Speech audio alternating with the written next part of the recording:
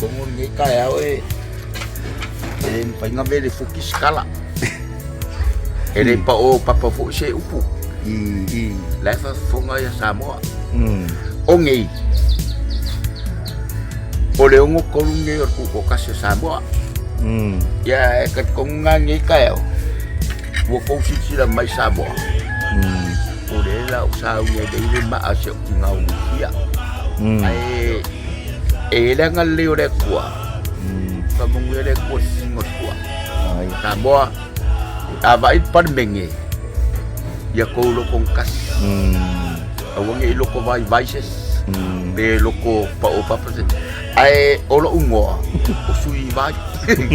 Ya lo fa ko mo Samoa ko. Manguia ko kas ya.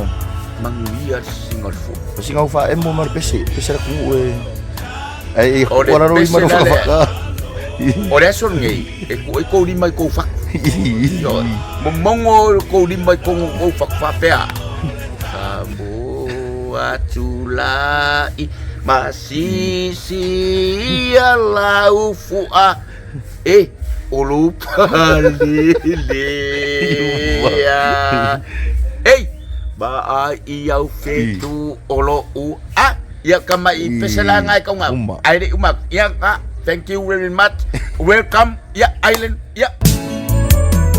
Joy mana